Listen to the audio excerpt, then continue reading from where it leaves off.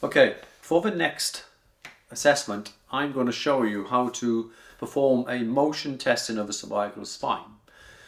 Osteopaths like myself will call this the translation test. And what we're going to do is coming down from C2 onwards. Okay, so you've got C1 here, C2. So we come on to C3 because C1 and C2 is mainly for the rotation. So we're going to test from C3 onwards.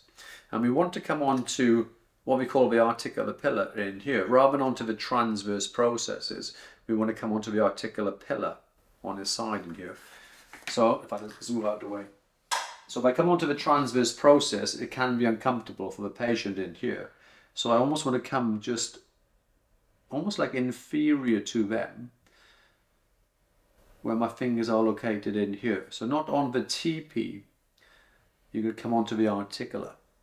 Okay, so the first spinous process you feel will be C2, where my finger is now, and then I'm going to drop down to C3 and come across onto the articular. I tend to use my pads, if you like, on my fingers, of my index and middle finger in here, lightly palpating.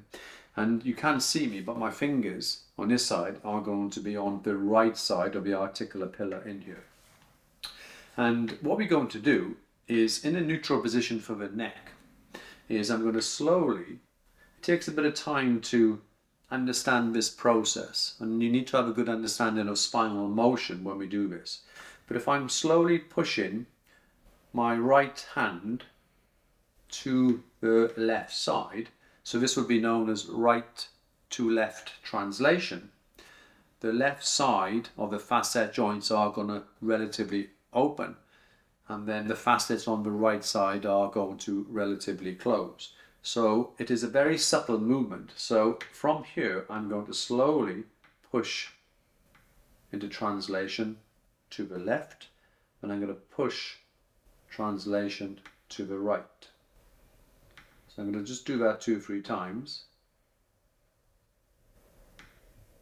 And when I'm doing this, I feel there's a restriction coming to their left. So we've got 2 choices. Either the C3-4 facet on the left does not want to open, or the C3 facet on the right does not want to close. So in this case, I don't know. So what we need to do, I need to slowly extend my patient and do the same movement. Okay, so it's restricted going this way. So I'm going to push my right hand to the left, and then that is, let me do it, that is easier going that way. So it tells me that the facet joints on the right side are happy to close because I'm taking her into extension. So if she's happy to close on the right, I know it's not going to be fixed open. Now, so what we do now is I'm going to take my patient into a little bit of flexion and do the same movement. Okay, so I'm going to glide side to side, and I feel it's restricted going to the left. Because we're in flexion, which means I'm trying to open the facet on the left side, and if it still feels restricted, it means that the left side cannot open, so the left side is closed. Okay, so it's fixed closed on the left. Now, I use 2 mnemonics for this.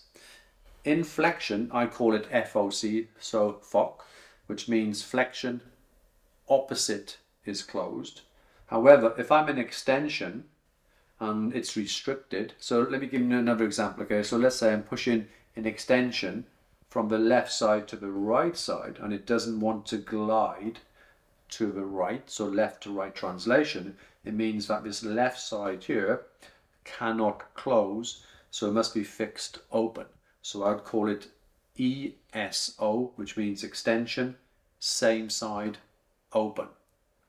Okay, so it's still quite a complex movement to do, and especially to understand, but maybe you need to watch the presentation a few times to understand what it is I'm trying to achieve. The idea would be that I would translate C3-4, move down 1 level, translate C4-5 until I feel a restriction. And simply speaking, a restriction in translation will be a facet restriction. So that's how I would motion test each level of a cervical spine from C3 down to C7. Thank you for watching.